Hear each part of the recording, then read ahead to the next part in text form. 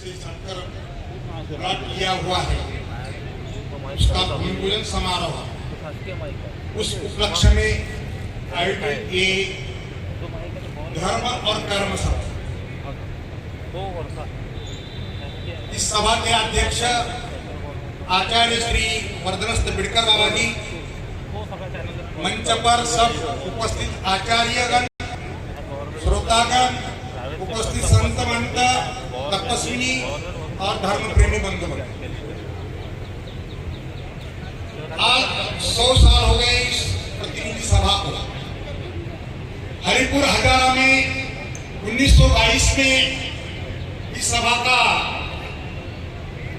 शुभारंभ हुआ। उस समय के जो अतिरथी महारथी धर्म धुरीण थे, उन्होंने समय की मांग देखकर, संगठन का महत्व जानकर ये इस सभा का निर्माण किया।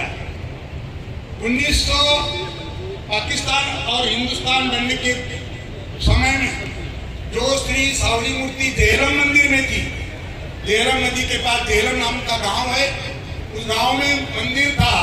उधर भी उसकी उतनी ही पूजा महिमा थी जो आज उत्तर भारत में श्री सावली मूर्ति की है। कहा जाता है कि वो मारकाट चल रही थी उस समय, वही भी गाड़ी बस सुरक्षित इधर आने रही थी हिंदुस्तान में, भारत में।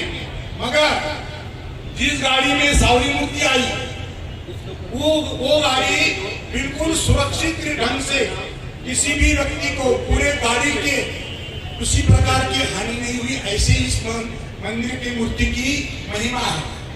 अब यह मूर्ति कहाँ रखी जाए, तो पहले कोलमंगस मंदिर में रखी गई। उसमें बाद कुछ समय के लिए सब्जी मंडी घंटाघर में रखी गई और फतेहनगर में रखी गई। और 1956 में उस समय के जो धर्म प्रेमी जानकार भक्त थे, उन्होंने एक 25,000 रुपए में वो प्लॉट एक खरीदा। सावली मूर्ति मंदिर का जो बड़ा प्लॉट है वो 25,000 में खरीदा था। उस समय उसमें सहभागी थे उस समय अखिल भारतीय मानव परिषद के अध्यक्ष आचार्य श्री प्रभाकर शास्त्री, उनका साथ दिया था। पुणे में और बम्बई में जिन्होंने मंदिर बनाया है, ऐसे आचार्य श्री गोविंदराव दादाजी मोगले, इनको पुणेकर दादा बोलते थे, उनका साथ था। और तपस्वी शास्त्री का देगा। इस मंदिर में अनेक संत महंतों ने निवास किया हुआ है, प्रवचन रूपी सेवा की है। उसमें सायरा शास्त्री, संतराज शास्त्री, तपस्वी शास्त्री, ऐसे मान्यवर व्यक्तियों का सहभाग रहा है, जिन्होंने अपनी वाणी द्वारा, अपने ज्ञान के द्वारा इस पूरे इलाके को, पूरे परिसर को धर्म की जानकारी।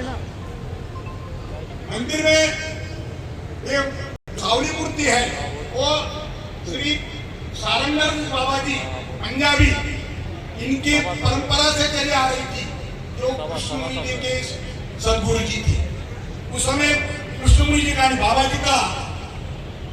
जी की उम्र बहुत छोटी थी, इसलिए मंदिर का कार्यभार केवल निवासी आचार्य श्री जहापुरकर बाबा जी को सौंपा गया। उन्होंने अनेक साल तक मंदिर का अच्छी तरह से व्यवस्थापन किया। उसके बाद मैं जिस गद्दी पर बैठा हूं, वो कृष्णराज बाबा जी पंजाबी हुआ होकर, इनके कंधे पर इस मंदिर की व्यवस्थापन की धुरा आ गई। उनके जाने के बाद प्रेमुनि जी जालंधर में चले गए मंदिर बनाने के लिए। वो उनके कंधे पर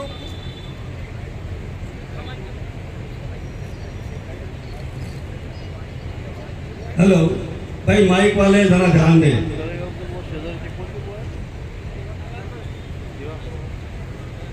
2-3 साल तक उन्होंने मंदिर की जिम्मेदारी संभाली। उसके बाद बाबा जी यानी केवल निवासी कृष्णमुनि जी प्रभाकर, इनके कंधे पर जिम्मेदारी आ गई। वैसे उनका जो पिंड था, स्वभाव था, वो एक विद्वान व्यक्ति का था।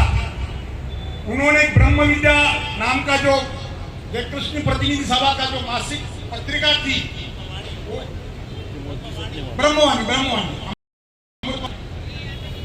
ब्रह्मवाणी नाम का जो मासिक पत्रिका थी, उसका अनेक सालों तक संपादन किया। और जब हम पढ़ते हैं उस ब्रह्मवाणी के अंक को, तब हमें बाबा जी के विद्वत्ता के बारे में जानकारी मिलती है। बाद में वो भजन भी बोलते हैं, जो आज भी उनके भजन इस मंदिर में हेलो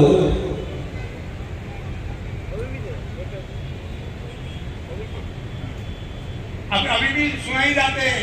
ऐसे इस मंदिर की अब जो जिम्मेदारी है ट्रस्टियों पर आ रही है, और ट्रस्टियों ने बड़ा महत्वपूर्ण काम किया है कि ये जो आज के जमाने में दुर्लभ है, पैसा मिलता है मगर जमीन मिलती नहीं, ये जमीन मंदिर से सरकार है लिए है। भविष्य में मंदिर का समाज का कार्य बढ़ता रहेगा, ये उन्होंने सोचा होगा, इसलिए ये